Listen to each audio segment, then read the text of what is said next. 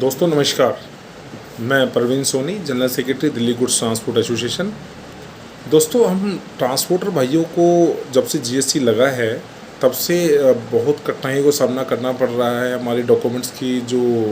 Formality है वो बढ़ गई है और जो जीएसटी विभाग जो है वो उसका दबाव ज़बरदस्त हो गया है। और कहीं ना कहीं हमारे ट्रांसपोर्ट सेक्टर में हमारे जो भाइयों को कई जानकारियाँ नहीं हैं कि माल अगर जीएसटी अधिकारी किसी भी स्टेट में उनका रोक लेते हैं तो वो कैसे उसको समझें कि हमें अब क्या कदम उठाना है और कैसे हमें उसको हैंडल करना है, उस अधिकारी से हमें कैसे बात करनी है। तो दोस्तों, मैं आपको कुछ चीज़ें बता देना चाहता हूँ कि कुछ फॉर्म्स हैं जीएसटी विभाग द्वारा, केंद्र सरकार द्वारा, जो माल रोके जाने से लेकर माल को छोड़े जाने तक की पूरी कार्रवाई उन्हीं फॉर्म्स पर चलती है। पर उससे पहले मैं आप सभी लोगों को एक बहुत इंपॉर्टेंट चीज़ बता देना चाहता हूँ कि जितने भी फॉर्म्स हैं वो आपको लिखित में जो उक्त अधिकारी, जीएसटी के अधिकारी आपको देंगे, जो चीज़ लिखते जाएंगे, आपको उनके हर कदम की जानकारी रखनी है और अपने जो भी रिप्लाई देना है वो सारा रिप्लाई आप रिटर्न में देंगे। अपना व्यापारी देगा तो रिटर्न में देगा, अगर ट्रांसपोर्टर देगा तो व्यापारी से अथॉरिटी लेकर के वो फिर उसके बयान को वो आगे प्रॉपर ऑफिसर के पास प्रेजेंट करेगा। तो दोस्तों, मैं ज़्यादा समय न लेते हुए आपको बता देना चाहता हूँ कि ऐसी स्थिति में क्या हम ट्रांसपोर्टर भाइयों को करना है। देखिए दोस्तों, यदि हमारा माल, कोई भी माल, मैं उदाहरण के तौर पर कहता हूँ, दिल्ली से माल चलता है, मेरा अहमदाबाद गया है माल आपका, गुजरात। अब यहाँ पर बीच की जो स्टेट है Rajasthan,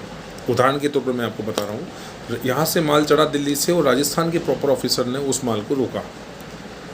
goods and services department Rajasthan में। तो वो जैसे ही वाहन को रोकते हैं तो उस उक्त वाहन में लोड हुए माल के बारे में वो तुरंत वहाँ पर ड्राइवर से बात करते हैं और फॉर्म की सीरीज MOV 01 वो उसी वक्त उसको फाइल करते हैं, उसको फिलअप करते हैं और ड्राइवर से उसकी जानकारी लेते हैं। आप कहाँ से माल लाए, क्या माल लाए, नाम, ड्राइवर का पूरी डिटेल्स उसके बारे में डाली जाती है उसके अंदर, उस फॉर्म में MOV 01 में। उसके पश्चात वो तुरंत MOV 02 देते हैं, जिसमें जिस गाड़ी में माल लोड है, जिसको प्रॉपर ऑफिसर द्वारा रोका गया है, वो कहाँ पर उसको ड्राइवर को पार्क करनी है गाड़ी उस वक्त के लिए, पार्क करने के लिए, ताकि उसका फिजिकल वेरिफिकेशन किया जाए, भौतिक सत्यापन जिसको हम बोलते हैं। तो उसके लिए वो MOV 02 इशू करेंगे। मैं आपको यहाँ बता देना चाहता हूँ कि दोनों फॉर्म MOV 01, MOV 02, जो वाहन चालक है वो उसी वक्त जैसे ही गाड़ी को रोक के वो कहते हैं कर भवन चलो या सेल टैक्स ऑफिस चलो, तो पहले वो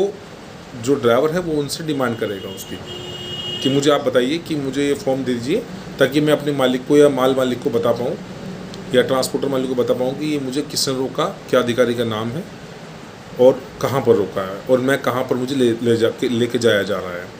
उसके बाद सर वो इशू करेंगे MOV 03 नंबर 1 हुआ ड्राइवर का डिटेल, सेकंड हुआ गाड़ी को कहाँ पार्क करना है। MOV 03 इस फॉर्म के अंदर प्रॉपर ऑफिसर 3 डेज़ के अंदर वो माल को चेक करेंगे। अगर उनको ऐसा लगता है कि माल या डॉक्यूमेंट्स के अंदर, कागजात में ऐसी कोई कमी है जिसकी इन्वेस्टिगेशन के लिए 3 दिन से ज़्यादा का समय मुझे चाहिए उक्त ऑफिसर को, तो वो उसके लिए एडिशनल कमिश्नर के अधिकारी या उससे उच्च अधिकारी, उनसे, उस स्टेट के, उनसे वो परमिशन लेंगे और उस गाड़ी को, डॉक्यूमेंट्स को जांचने के लिए 3 दिन से ज़्यादा का समय लेंगे और परमिशन लेंगे MOV 03 में। अब आती है MOV 04, उसका नेक्स्ट स्टेप। MOV 04 में जो माल गाड़ी में या वाहन में लोड है उसकी जो फिज़िकल काउंटिंग है माल की, अकॉर्डिंग टू बिल, इनवॉइस, वो माल क्या कैरी किया है गाड़ी ने, उसके बारे में डिटेल है, जिसको भौतिक सत्यापन बोलते हैं, इन्वेंट्री या फिज़िकल रिपोर्ट बोलते हैं, गाड़ी की गुड्स फिज़िकल रिपोर्ट्स बोलते हैं। तो वो पूरा माल की डिटेल उसमें होती है, माल कम था, ज़्यादा था, अकॉर्डिंग टू इनवॉइस था, अकॉर्डिंग टू बिल था या नहीं था, उसके बारे में। अब प्रॉपर ऑफिसर, जीएसटी का जो ऑफिसर है, यदि कोई कमी होती है तो MOV 04 भौतिक सत्यापन रिपोर्ट, फिजिकल वेरिफिकेशन रिपोर्ट, उसके अंदर उसको मेंशन कर देते हैं। और यदि उनको लगता है कि इसके अंदर कोई कमी नहीं है तो वो MOV 05 जिसको रिलीज़ ऑर्डर बोलते हैं वो इशू कर देते हैं वाहन चालक को और वो माल के साथ उस गाड़ी को आराम से ले जा सकता है, कोई दिक्कत नहीं है। लेकिन परंतु यदि उनको किसी भी चीज़ की कमी उसमें नज़र आती है उक्त अधिकारी को, तो वो उसको उससे अगला स्टेप MOV 06 वो उसको इशू कर देते हैं वाहन चालक को, और उसके अंदर वो गाड़ी को रोकने का डिटेंशन ऑर्डर होता है कि अब जो गाड़ी आपने पार्क की थी इसको मैं अपने अधिकारों का इस्तेमाल करते हुए इस गाड़ी को मैं यहाँ पर रोक रहा हूँ। रोको आदेश होता है, वाहन रोको आदेश जिसको बोला जाता है, डिटेंशन वो दे देते हैं, गाड़ी को डिटेन कर लेते हैं MOV 06 में। उसके पश्चात उसके साथ साथ ही वो MOV 07 भी दे देते हैं उक्त अधिकारी वाहन चालक को या माल मालिक को, जो भी प्रेजेंट होता है उसको, कि आप को शो को नोटिस दिया जाता है MOV 07 द्वारा कि अगले 7 दिन में आप हमें जवाब दीजिए इसका, कि आपके माल में ये कमी क्यों है या इस कागजात में कमी क्यों है। तो जो भी माल का मालिक होगा या ट्रांसपोर्टर है जिसके पास भी ये MOV 07 जाता है, वो उसका प्रॉपर लिखित जवाब ज़रूर दे, उस उक्त अधिकारी द्वारा दिए गए नोटिस का जवाब। वो वहाँ पर उसके 8 दिन के बाद, MOV 07 देने के 8 दिन के बाद वो आपको फिर एक MOV 08 के बाद वो डिमांड नोट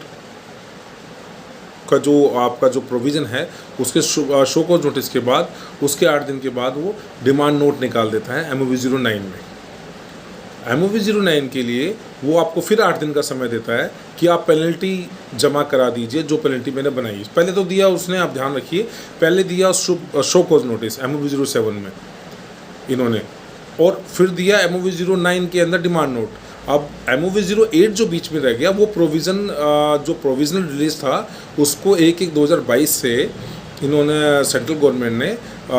बैंक गारंटी पर बैन कर दिया है। आप उस पर नहीं छोड़ सकते, कोर्ट केसेस में ही छोड़ सकते हैं। तो जब कभी भी आपको कोर्ट में जाना हो, ऐसा कोई प्रोविज़न आपके हो कि आप सही हैं और आपको कोर्ट में जाकर रिलीफ मिल सकता है, तो आप कोशिश करें कि MOV 07 पे ही चले जाएं और उसके बाद ही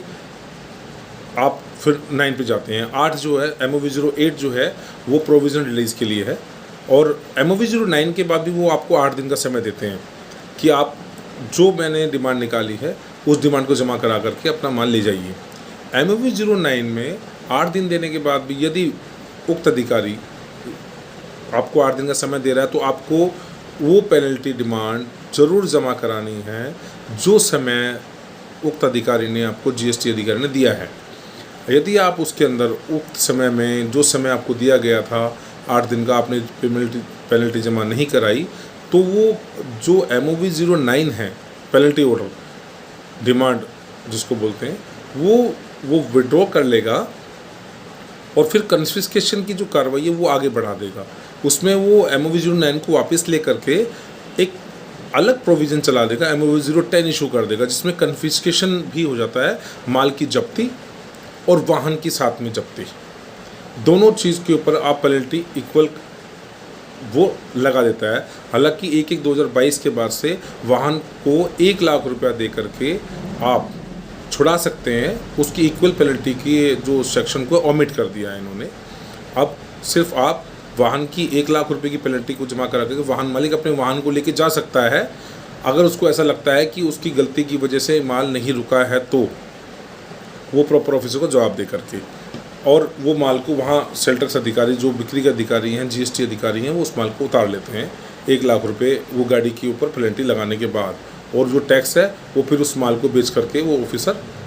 राज्य सरकार के खाते में जमा करा सकते हैं। अब MOV 010 इशू करने के बाद भी यदि कोई व्यक्ति माल को नहीं छुड़ाता है अगले 10-15 दिन के अंदर, तो ये MOV 11 इशू कर देते हैं उसके बाद GST अधिकारी। MOV 11 के अंदर माल और गाड़ी दोनों की जब्ती हो जाती है, और उसके पश्चात वो प्रॉपर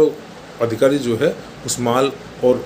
उस वाहन को दोनों को बेचकर सरकार के जो पेनल्टी जो जुर्माना उन्होंने लगाया है उसको राज्य के जो कोष है उसमें जमा करा देते हैं। तो दोस्तों, मैंने आपको बताया कि किस प्रकार माल को पकड़ करके उसकी जो छोड़ने की विधि है